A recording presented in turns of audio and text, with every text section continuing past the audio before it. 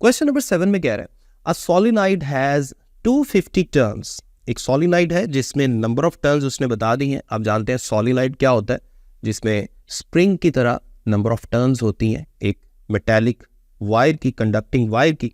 It's self inductance उसने solenoid की बता दिया। अब जानते हैं सोलेनॉइड को इंडक्टर भी कहते हैं, क्योंकि इसमें जब हम करंट को चेंज करते हैं तो इंडक्शन का फिनोमिना होता है, सेल्फ इंडक्शन का फिनोमिना होता है, जिसकी वजह से हम इसे करंट इंडक्टर भी कहते हैं। What is the flux through each turn. एक तो हमने हर टर्न के अंदर फ्लक्स निकालना है, वो कैसे निकालना है अभी मैं आपको बताता हूँ। When the current is 2 ampere, यानी जब करंट की वैल्यू 2 एम्पेयर है तो फिर फ्लक्स कितना है। What is induced EMF when the current changes at 20 ampere per second. यानी ये दो पार्ट्स हैं इस क्वेश्चन के। पहले पार्ट में आपने फ्लक्स फाइंड करना है यानी फाई की वैल्यू, और दूसरे पार्ट में आपने सेल्फ इंड्यूस्ड ईएमएफ यानी EL की वैल्यू फाइंड करनी है। अब जानते हैं सेल्फ इंड्यूस्ड ईएमएफ को EL से जाहिर किया जाता है, और उसने क्या बताया, delta I over delta T की वैल्यू भी बता दी है, rate of change of current की वैल्यू भी बता दी है। बड़ा सिंपल है। सबसे पहले तो हम इसका डेटा लिख लेते हैं जी। डेटा में आपके पास क्या कुछ है, नंबर ऑफ टर्न्स है, इसके बाद आपके पास है सेल्फ इंडक्टेंस की वैल्यू 2.5 मिली हेनरी था, मैंने मिली की जगह 10 की पावर -3 कर दिया। उसके बाद आगे चल के हमने करंट की वैल्यू लिखी 2 एम्पेयर। ये करंट की वैल्यू कब यूज करेंगे, जब हम फ्लक्स फाइंड करना चाहेंगे, जो उसने पार्ट 1 में पूछा था। Required rate of change of current, जो rate of change of current हम करना चाहते हैं ताकि हमारी रिक्वायरमेंट पूरी हो, वो है 20 एम्पेयर पर सेकेंड, जो क्वेश्चन में गिवन है। दो चीजें हमने फाइंड करनी है, एक फ्लक्स की वैल्यू कब, जब करंट इतना हो, और दूसरा इंड्यूस्ड ईएमएफ की वैल्यू कब, जब rate of change of current इतना हो। इसका मतलब है ये वैल्यूज हमने तब यूज करनी है जब रिक्वायरमेंट है। ठीक है, अब सबसे पहले तो जी ये आप देख सकते हैं कि आपके पास इंड्यूस्ड ईएमएफ का ये फॉर्मूला है। ठीक है, ये मैंने वैसे ही लिख दिया, लेकिन पहले हम फाइंड करेंगे, सबसे पहले हम फाइंड करेंगे जो उसने पहले पूछा है। मैं इसकी थोड़ी पार्टीशन कर देता हूं, एक तो हम यहां सॉल्व करेंगे, एक हम यहां सॉल्व करेंगे जी। ओके, सबसे पहले आपको याद होगा, आपने सेल्फ इंडक्शन का जो टॉपिक पढ़ा था उसमें सबसे पहले हमने एक फॉर्मूला लिखा था, total flux in the inductor is equal to L into I। इसमें I क्या था, जो इस वक्त करंट फ्लो कर रहा है, N क्या था, total number of turns of inductor या सोलेनॉइड, फाई क्या था, हर टर्न के अंदर जो फ्लक्स पास कर रहा है वो, और N क्या था, नंबर ऑफ टर्न्स।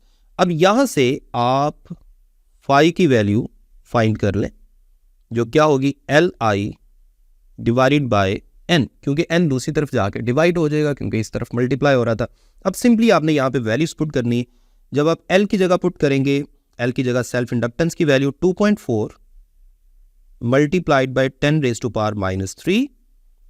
करंट की वैल्यू इस पार्ट के लिए कितनी थी, 2 एम्पेयर, तो इसलिए करंट की जगह आप 2 पुट करेंगे। नंबर ऑफ टर्न्स टोटल हैं 250। अब इनको जब आप सॉल्व करेंगे तो आपके पास फाइनल आंसर आएगा 1.92 multiplied by 10 raise to power -5 weber. अब जानते हैं फ्लक्स का ऐसा यूनिट वेबर होता है जिसको WB से जाहिर कर सकते हैं। तो ये आपके पास फ्लक्स आ गया, हमारा पहला आंसर। इसको मैं इसलिए बॉक्स में लिख देता हूं जी, ये आपका पहला आंसर आ गया। अब आपने क्या करना है, अब आपने सेल्फ इंड्यूस्ड ईएमएफ फाइंड करना है, जो अभी थोड़ी देर पहले मैंने फॉर्मूला लिखा, लेफ्ट बॉटम पे जो फॉर्मूला लिखा आपको नजर आ रहा है, उसको मैं दोबारा यहां पे लिख लेता हूं। इंड्यूस्ड ईएमएफ या self induced EMF is equal to L delta I divided by delta T। ये फॉर्मूला भी हमने सेल्फ इंडक्शन वाले टॉपिक में प्रूव किया था। यहाँ पे एक नेगेटिव साइन आता है, लेकिन यहाँ भी नेगेटिव साइन क्यों नहीं लिख रहा, क्योंकि हम मैग्नीट्यूड की बात कर रहे हैं। सेल्फ इंडक्टेंस की वैल्यू गिवन है, उसको दोबारा यहाँ पे लिख लें, 2.4 मल्टीप्लाइड बाय 10 रेज़ पर -3। चेंज इन करंट की वैल्यू हम rate of change of current given है पूरा का पूरा, ये 20 एम्पेयर पर सेकेंड। तो आप simply delta I over delta T इस सारे की जगह लिख देंगे 20। So simple. जब आप इसकी जगह 20 लिख देंगे तो आप मल्टीप्लाई करेंगे तो आपके पास कुछ ऐसी वैल्यू आंसर के फॉर्म में आएगी, 48 multiplied by 10 raise to power -3। और इंड्यूस्ड ईएमएफ का ऐसा यूनिट क्या होता है, वोल्ट। आपका दिल करे तो आप इसको मिली की फॉर्म में भी लिख सकते हैं, 48 मिली वोल्ट। तो ये आपके पास सेल्फ इंड्यूस्ड ईएमएफ, जिसको हम बैक ईएमएफ भी कहते हैं, उसका आंसर आ गया। यही दो आंसर आपने इस टॉपिक में, इस न्यूमेरिकल में फाइंड करने थे। उम्मीद करता हूं इसकी बहुत अच्छी आपको समझ आ गई होगी। अब हम मूव करते हैं नेक्स्ट न्यूमेरिकल की तरफ। जी, तो नेक्स्ट है आपके पास न्यूमेरिकल नंबर 8, 15.8, जिसकी स्टेटमेंट हमारे सामने है। सबसे पहले तो हम स्टेटमेंट पढ़ लेते हैं। अ सोलिनॉइड, एक सोलिनॉइड की बात हो रही है जिसकी लेंथ गिवन है। इसकी लेंथ को मैं स्मॉल एल से जाहिर करूंगा आगे चल के। क्रॉस सेक्शनल एरिया भी गिवन है, इसको हम कैपिटल ए से जाहिर करेंगे। ये भी सेंटीमीटर स्क्वायर की फॉर्म में गिवन है, इसको मीटर स्क्वायर में कन्वर्ट करना पड़ेगा। नंबर ऑफ टर्न्स जिसे हम कैपिटल एन से जाहिर करते हैं, उसको भी यहाँ पे हम शो करेंगे। सेल्फ इंडक्टेंस ऑफ सोलिनॉइड, ये हमने फाइंड करनी है, कैपिटल एल की वैल्यू, ठीक है। Self inductance when core is in air, if current in the solenoid increases through 1.5 ampere, यानी change in current in the coil या सोलिनॉइड, डेल्टा आई की वैल्यू गिवन है 1.5 एम्पेयर, टाइम भी given है। Find the magnitude of induced EMF in it, और साथ ही mu naught की वैल्यू भी यहाँ यूज होनी है, उसकी वैल्यू भी गिवन है। वैसे ये वैल्यू आपको याद भी होनी चाहिए, 4 pi multiplied by 10⁻⁻7 weber per metre per ampere. अब सबसे पहले तो मैं डेटा लिख लेता हूँ, उसके बाद हम इसको थोड़ा सा कैरी ऑन करते हैं। सबसे पहले लेंथ ऑफ सोलिनॉइड, जिसे मैं स्मॉल एल से जाहिर कर रहा हूँ, ये बेसिकली स्मॉल एल है। इसको कैपिटल एल से इसलिए जाहिर नहीं किया, हालांकि पहले चैप्टर 14 में हम इसको कैपिटल एल से भी जाहिर करते आए, यहाँ पे इसलिए जाहिर नहीं किया क्योंकि सेल्फ इंडक्टेंस के लिए हम कैपिटल एल यूज करने लग गए। तो अब उसको अगर कैपिटल एल से कर रहे हैं और इसको भी कैपिटल एल से करना शुरू कर देंगे तो क्लैश आ जाएगा, लड़ाई हो जाएगी, दोनों की कैंसलेशन हो जाएगी, जिसका फायदा कोई नहीं है, उससे रिजल्ट आपका ठीक नहीं आएगा। इसके बाद इसको भी हमने मीटर में कन्वर्ट किया, 100 से डिवाइड करके लेंथ को 0.08 मीटर हो गया।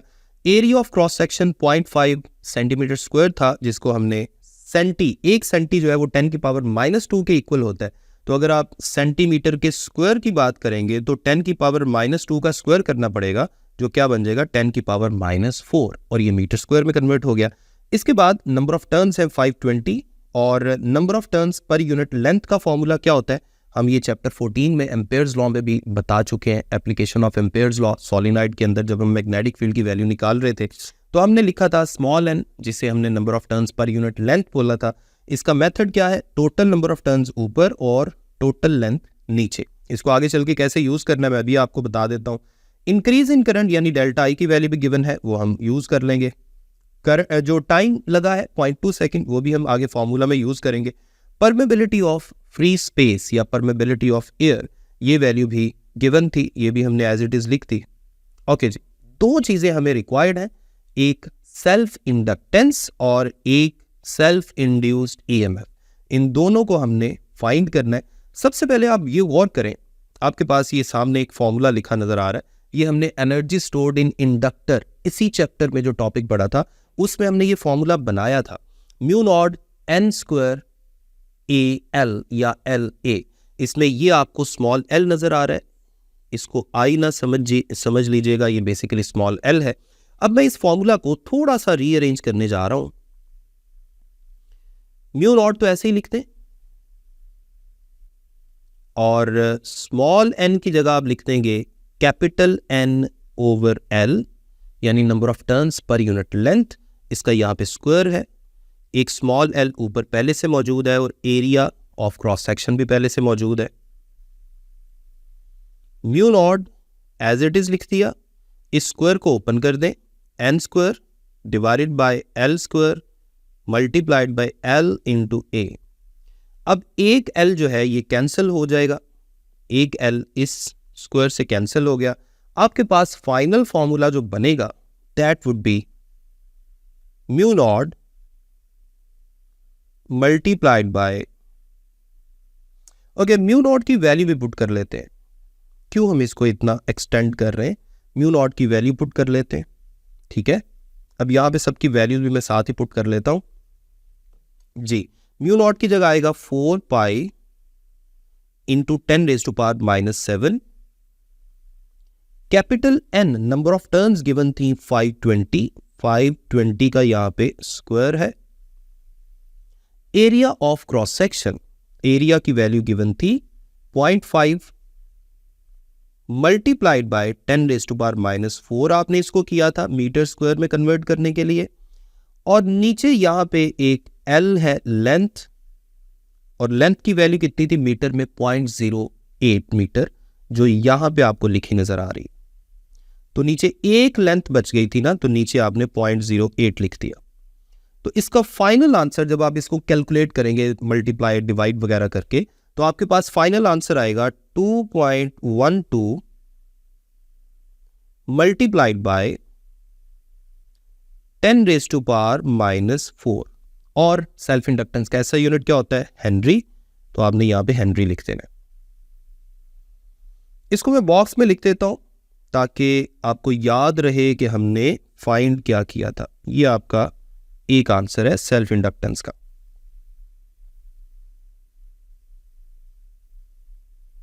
Self inductance. अब मैं सेकंड पार्ट इसका सॉल्व करने जा रहा हूं, जिसमें हमने मैग्नीट्यूड ऑफ इंड्यूस्ड ईएमएफ भी फाइंड करना था। जी, अब हम सेल्फ इंडक्टेंस तो पिछले पार्ट में हम फाइंड कर चुके हैं, अब मैं सेल्फ इंड्यूस्ड ईएमएफ फाइंड करने जा रहा हूं। आप जानते हैं सेल्फ इंड्यूस्ड ईएमएफ का फॉर्मूला फैराडेज लॉ को यूज करते हुए हमने सेल्फ इंडक्शन वाले टॉपिक में बनाया था, L delta I divided by delta T। अब यहां भी नेगेटिव साइन था, लेकिन नेगेटिव साइन को अगेन उसी रीजन की वजह से कि हम सिर्फ मैग्नीट्यूड ले रहे हैं, उस वजह से यहां पे नेगेटिव साइन में नहीं लिख रहा। सेल्फ इंडक्टेंस की वैल्यू अभी हमने थोड़ी देर पहले फाइंड की है, जिसकी वैल्यू कितनी आई थी, सेल्फ इंडक्टेंस की वैल्यू आई थी आपके पास 2.12 मल्टीप्लाइड बाय 10⁻⁻⁴। अब चेंज इन करंट की वैल्यू यहां पे गिवन है, चेंज इन करंट की वैल्यू आपके पास गिवन है 1.5 एम्पेयर। तो यहां पे आप लिखेंगे डेल्टा I की जगह 1.5 और डेल्टा T की जगह आप पुट करेंगे 0.2। और जब आप इनको सॉल्व करेंगे मल्टीप्लाई और डिवाइड करके, आपके पास जो फाइनल आंसर आएगा that would be 1.6 multiplied by 10⁻⁻³ volts. ये आपके पास सेल्फ इंड्यूस्ड ईएमएफ, इंडक्टर के अंदर जो इंड्यूस्ड ईएमएफ है उसकी वैल्यू आ गई। तो ये दूसरा आंसर था जो हमने फाइंड करना था। उम्मीद करता हूं कि इस लंबे न्यूमेरिकल की आपको समझ आ गई होगी। अब हम नेक्स्ट न्यूमेरिकल की तरफ मूव करने लगे जी। 9th न्यूमेरिकल 15.9, इसमें कह रहे हैं when current through a coil changes from 100 milli ampere. ये जो 100 मिली एम्पेयर है ये इनिशियल करंट है, ठीक है। मिली को खत्म कैसे करेंगे, 1000 से डिवाइड करके। इसी तरह 200 मिली एम्पेयर ये फाइनल करंट है, और ये सारा कुछ कितने टाइम में हो रहा है, 0.005 सेकेंड में। An induced EMF of 40 milli volt is induced in the coil. यहां पर भी सेल्फ इंडक्शन की बात हो रही है, या सेल्फ इंड्यूस्ड ईएमएफ की वैल्यू ये आपको गिवन है 40 मिली वोल्ट, ठीक है।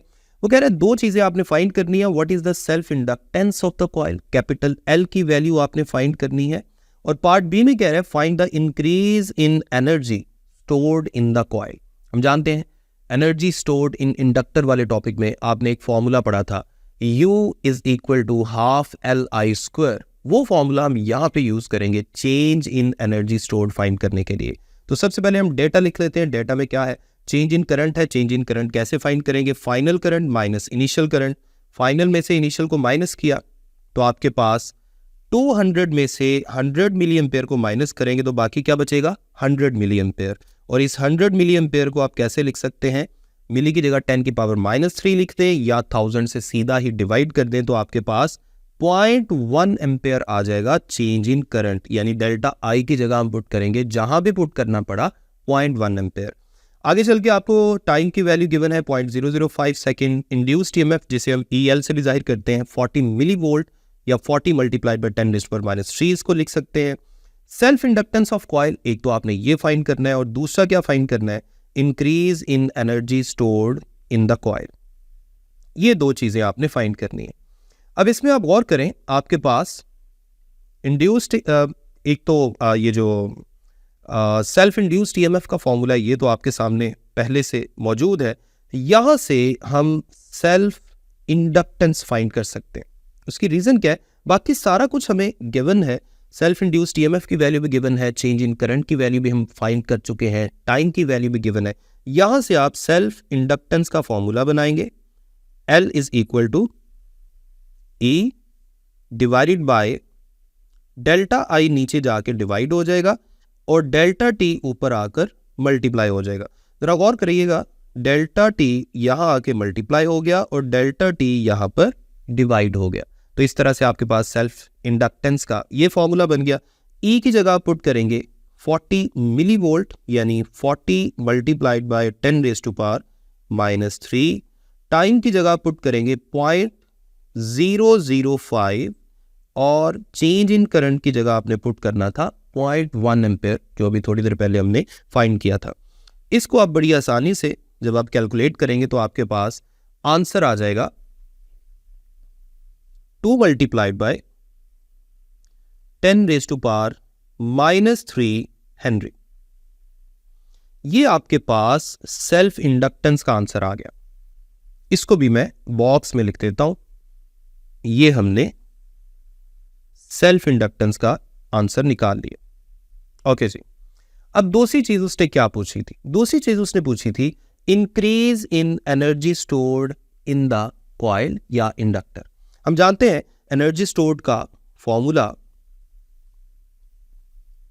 U is equal to half LI²।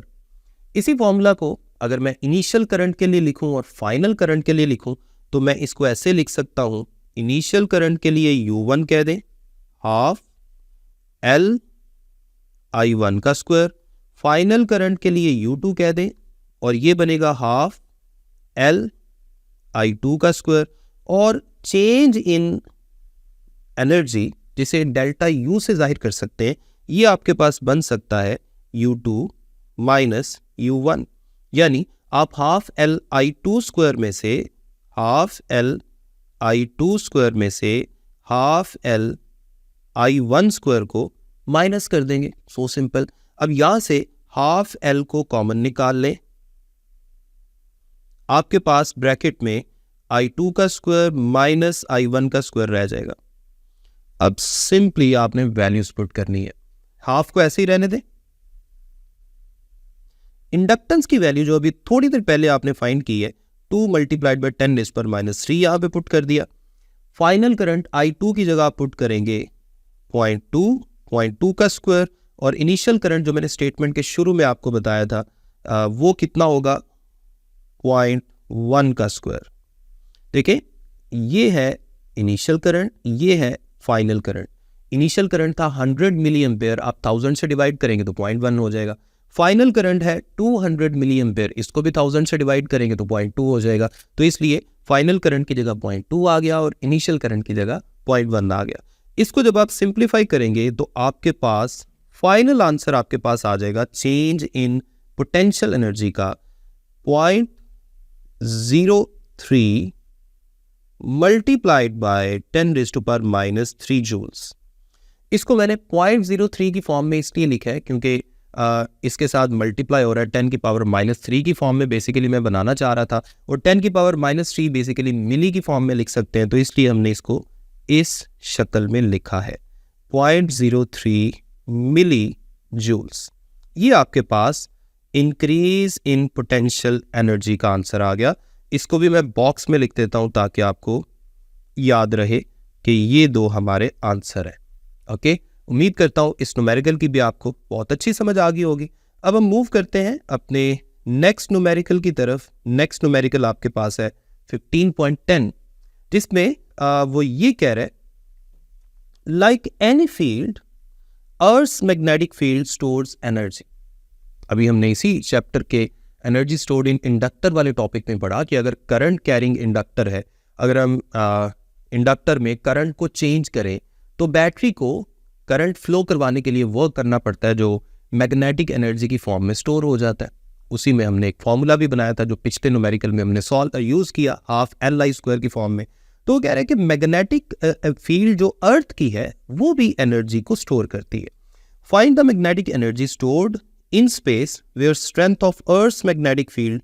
ये उसने मैग्नेटिक फील्ड ऑफ अर्थ की वैल्यू बताई है किसी एक खास रीजन में if the space occupies an area, वो कोई की खास तरह की स्पेस कंसिडर कर रहा है, मैं यहाँ पे वो स्पेस बनाने की कोशिश करूंगा, and has a height 750 metre.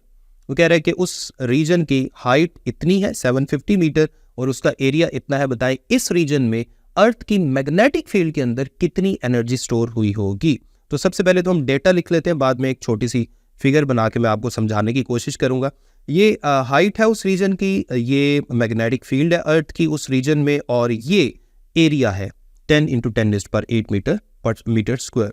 और फाइंड हमने क्या करना है, और साथ ही परमेबिलिटी ऑफ फ्री स्पेस की वैल्यू भी आपको, जैसे मैं पहले बता रहा था, जुबानी आपने याद रखनी है क्योंकि इसकी ज़रूरत पड़ती रहती है, कई दफ़ा न्यूमेरिकल्स में ये गिवन नहीं होती। 4 पाई × 10⁻⁷ हमने फाइंड क्या करना है, magnetic energy stored in space.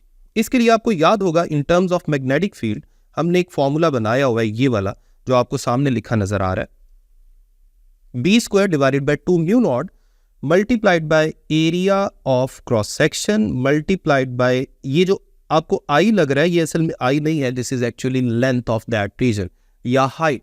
अब फर्ज कर लें जिस अर्थ के रीजन की वो बात कर रहा है वो रीजन फर्ज कर लें इतना सा रीजन है, ठीक है, और इस रीजन में जो एरिया है फर्ज कर लें वो ये है, ठीक है, ये एक रीजन है जिसका एरिया हमने कंसिडर कर लिया इस तरह से, ठीक है, और इस रीजन की जो हाइट है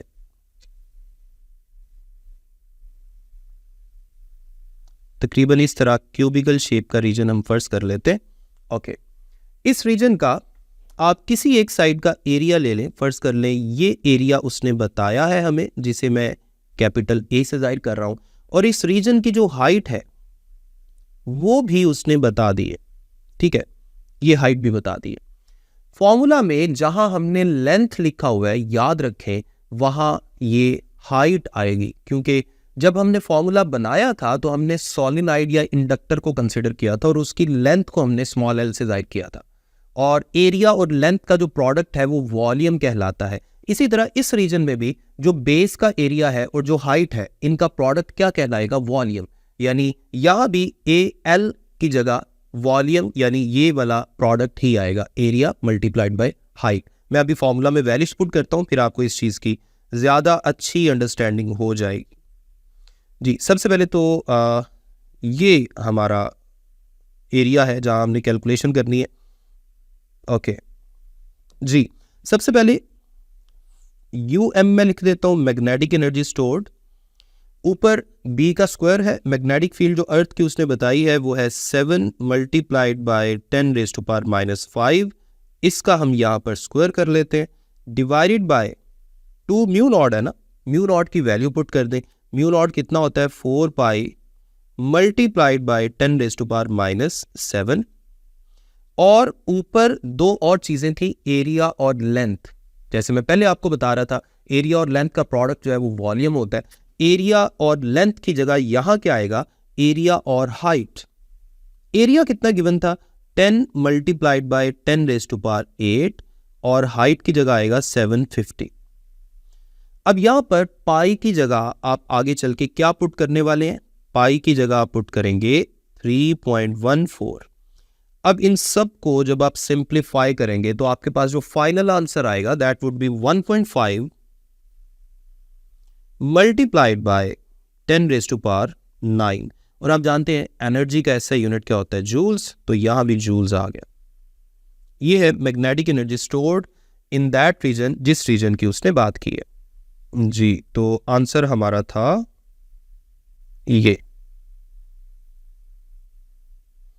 ये था आपका न्यूमेरिकल नंबर 10। अब मैं न्यूमेरिकल नंबर 11 की तरफ जाने लगा हूं, गौर से देखते जाएं, बड़े सिंपल न्यूमेरिकल्स हैं नेक्स्ट वाले। न्यूमेरिकल नंबर 11, जी, न्यूमेरिकल 11 या 15.11 में कह रहा है that a square coil of side 16 centimetre has 200 turns. सबसे पहली बात तो ये कि ये कॉइल जो है ये स्क्वायर है, यानी मुरब्बा शेप की कॉइल है जिसकी 4 साइड्स होती हैं और चारों साइड्स की लेंथ आपस में बराबर होती है। और अगर आप इसका एरिया फाइंड करना चाहे तो क्या करेंगे, किसी भी एक साइड का स्क्वायर करेंगे तो आपको एरिया मिल जाएगा।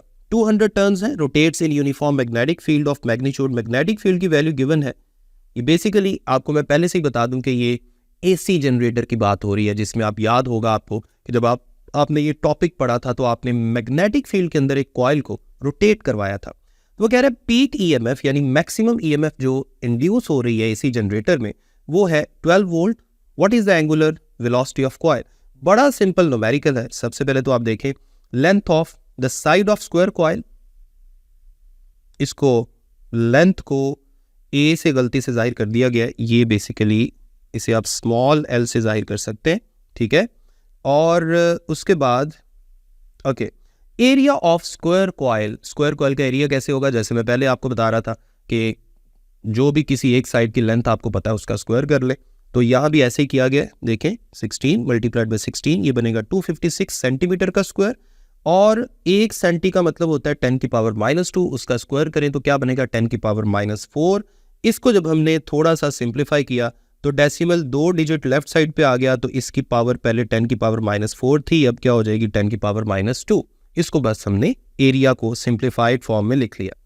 नंबर ऑफ टर्न्स भी गिवन है और स्ट्रेंथ ऑफ मैग्नेटिक फील्ड भी गिवन है। हमने फाइंड क्या करना है, मैक्सिमम ईएमएफ भी गिवन है जिसे ई नॉट से जाहिर करते हैं, और हमने फाइंड क्या करना है एंगुलर वेलोसिटी ऑफ कॉइल।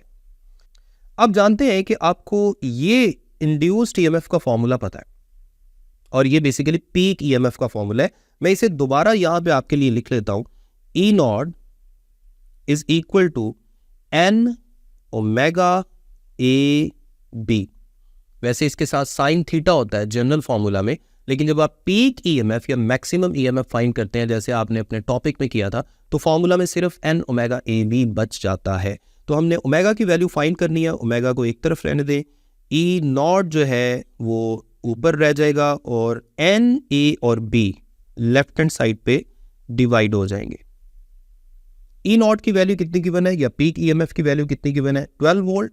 ऊपर आपने 12 पुट कर दिया, नंबर ऑफ टर्न्स की जगह पुट करेंगे 200, एरिया की जगह पुट करेंगे 2.56 मल्टीप्लाइड बाय 10⁻⁻², जैसे अभी थोड़ी देर पहले हमने लिखा था यहां पे। उसके बाद B की जगह आप पुट करेंगे, ये जो B की वैल्यू गिवन है 0.05 टेस्ला। जब आप इन सब को सिंप्लीफाई करेंगे तो आपके पास फाइनल आंसर आपका आएगा, दैट वुड बी 47। और चूंकि हमने सबके ऐसा यूनिट्स ही यूज किए हैं पूरे न्यूमेरिकल में, तो एंगुलर वेलोसिटी का भी तो ऐसा यूनिट ही आंसर आएगा। तो ऐसा यूनिट क्या होता है एंगुलर वेलोसिटी का? रेडियन पर सेकेंड। तो इसलिए इसका ऐसा यूनिट आप लिख देंगे रेडियन पर सेकेंड। ये आपका फाइनल आंसर आ गया जिसको मैं बॉक्स में लिखने लगा हूं। ये उम्मीद है कि इस न्यूमेरिकल की भी आपको बहुत अच्छे से समझ आ गई होगी। अब हम नेक्स्ट न्यूमेरिकल की तरफ मूव करने लगे हैं। नेक्स्ट न्यूमेरिकल जो है वो भी इससे मिलता जुलता है, थोड़ा सा ज्यादा लेंथी है, इसलिए थोड़ा सा सब्र के साथ आपने देखना है। A generator has a rectangular coil. अब देखें इससे पहले स्क्वायर कॉइल थी, लेकिन ये रेक्टेंगुलर कॉइल है जिसकी एक साइड की जो लंबाई है वो कम होगी, दूसरी साइड की लंबाई ज्यादा होगी। यानी एक साइड को हम लेंथ कह देंगे और दूसरी साइड को विड्थ कह देंगे। इस तरह इसे कैपिटल एल से जाहिर कर दें और विड्थ को आगे चल के मैं स्मॉल एल से जाहिर करूंगा, ठीक है। तो इसको हम आगे चल के देखते हैं। टोटल नंबर ऑफ टर्न्स इसमें है 360। The coil rotates at 420 revolutions per minute. ये रेवोल्यूशन पर मिनट को सबसे पहले तो हमने रेडियन पर सेकंड में कन्वर्ट करना, आगे चल के आपको बताऊंगा। मैग्नेटिक फील्ड की वैल्यू भी गिवन है, पीक वैल्यू ऑफ ईएमएफ वो भी गिवन है, ई नॉट की वैल्यू है 50 वोल्ट, और कॉइल की विड्थ जो मैं स्मॉल एल से जाहिर करूंगा वो भी बता दी गई है। हमने कॉइल की लेंथ जिसको मैंने कैपिटल एल से जाहिर किया है, ये हम आगे चल के फाइंड करने वाले हैं। तो सबसे पहले डेटा में नंबर ऑफ टर्न्स आ गई। नंबर ऑफ टर्न्स के बाद आपके पास एंगुलर वेलोसिटी या ये एंगल ऑफ फ्रीक्वेंसी लिख दिया गया, ये गलती से लिखा गया, आपने इसको एंगुलर फ्रीक्वेंसी कंसीडर करना है। ये बेसिकली क्या है? Angular frequency. इसे एंगुलर फ्रीक्वेंसी भी कह सकते हैं, एंगुलर वेलोसिटी भी कह सकते हैं, ठीक है। इसके बाद नेक्स्ट आपके पास है, देखें यहां पे हम क्या कर रहे हैं, यहां पे हम रेवोल्यूशन की जगह 2 पाई रेडियन लिख दिया, क्योंकि आप जानते हैं एक रेवोल्यूशन में 2 पाई रेडियन होता है, और नीचे चूंकि मिनट था और एक मिनट में 60 सेकंड्स होते हैं तो नीचे आपने 60 सेकंड लिख दिया। इसको जब आप सिंप्लीफाई करेंगे तो आपके पास जो एंगुलर वेलोसिटी का रेडियन पर सेकंड में आंसर आएगा दैट वुड बी 43.96 रेडियन पर सेकेंड। यही हम आगे चल के अपने फॉर्मूला में यूज करेंगे। स्ट्रेंथ ऑफ मैग्नेटिक फील्ड है 0.14 टेस्ला। आगे चल के पीक ईएमएफ 50 वोल्ट है। और जी विड्थ ऑफ कॉइल, जिसे मैं स्मॉल एल से जाहिर करूंगा, 5 सेंटीमीटर, इसको मीटर में कन्वर्ट करने के लिए 0.05 मीटर आपने लिख दिया। और लेंथ ऑफ कॉइल हमने फाइंड करनी है। यहां भी सेम वही फॉर्मूला हमने यूज करना है, जरा गौर से देखते जाएं। ओके जी, यहां भी पीक ईएमएफ का फॉर्मूला ही हम यूज करेंगे। मैं इसकी पार्टीशन कर देता हूं जहां पे हम सॉल्व करने वाले हैं। जी, पीक ईएमएफ का फॉर्मूला मैं दोबारा लिखता हूं, E naught is equal to N omega A B. अब ये कॉइल जो है ना, ये रेक्टेंगुलर थी, यानी इसकी एक साइड की लंबाई ज्यादा है, दूसरी साइड की कम है। जैसे मैं शुरू में भी बना के दिखा रहा था, यहां भी मैं दिखा देता हूं। यानी ये कॉइल, सॉरी इसको थोड़ा सा हम बना लेते हैं अच्छे तरीके से। ओके जी, ये कॉइल कुछ इस तरह की है।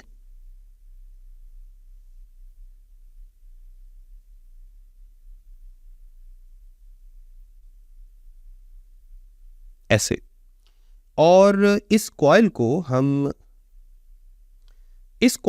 हम इस एक्सिस ऑफ रोटेशन के इर्द गिर्द घुमाने की कोशिश कर रहे हैं मैग्नेटिक फील्ड के अंदर। आपको याद होगा, आपने एक डायग्राम भी पढ़ी थी अपने एसी जनरेटर वाले टॉपिक में। इसकी लेंथ को मैंने कैपिटल एल से जाहिर कर दिया और इसकी विड्थ को मैंने स्मॉल एल से जाहिर किया हुआ है। इसका मतलब है इसका एरिया क्या होगा, बताएं जरा। एरिया क्या होता है? रेक्टेंगल का एरिया होता है लेंथ इनटू विड्थ। लेंथ को कैपिटल एल से, विड्थ को स्मॉल एल से। ये किसकी जगह आया है? लेंथ की जगह। और ये किसकी जगह है? विड्थ की जगह। तो ये आपने लेंथ इनटू विड्थ एरिया लिख दिया। यही मैं अपने फॉर्मूला में यूज करने लगा हूं, N omega capital L into small L multiplied by capital B. अब चूंकि हमने लेंथ की वैल्यू फाइंड करनी है, जिसको मैंने कैपिटल एल से जाहिर किया, तो लेंथ को उस तरफ रहने दे, बाकी सारा कुछ दूसरी तरफ डिवाइड हो जाएगा। ऊपर ई नॉट एज इट इज आ गया, एन भी नीचे आ गया, ओमेगा भी नीचे आ गया, स्मॉल एल भी नीचे आ गया, कैपिटल बी भी नीचे आ गया, और कैपिटल एल एक साइड पे रह गया। अब आप मैग्नेटिक फील्ड की वैल्यू पुट करें, सॉरी इंड्यूस्ड ईएमएफ की वैल्यू पुट करें। इंड्यूस्ड ईएमएफ कितनी थी? इंड्यूस्ड ईएमएफ थी आपके पास, peak value of induced EMF 50 volt. 50 को ऊपर लिखा, नंबर ऑफ टर्न्स आपके पास हैं 360, इनको नीचे लिखा। ओमेगा की वैल्यू रेडियन पर सेकंड में जो आपने कैलकुलेट की थी 43.96, इसको लिखा। स्मॉल एल यानी विड्थ ऑफ कॉइल, जिसको मीटर में आपने लिखा था 0.05, और फाइनली बी की वैल्यू, जो बी की वैल्यू यहां पे गिवन है 0.14। तो इनको जब आप मल्टीप्लाई करेंगे, डिवाइड करेंगे, फाइनल आंसर निकालेंगे, तो आपके पास फाइनल आंसर आएगा 0.45। और लेंथ का ऐसा यूनिट क्या होता है? मीटर। तो इस तरह से लेंथ का आपका फाइनल आंसर आ गया 0.45 मीटर। ये था आपका न्यूमेरिकल नंबर 15.12।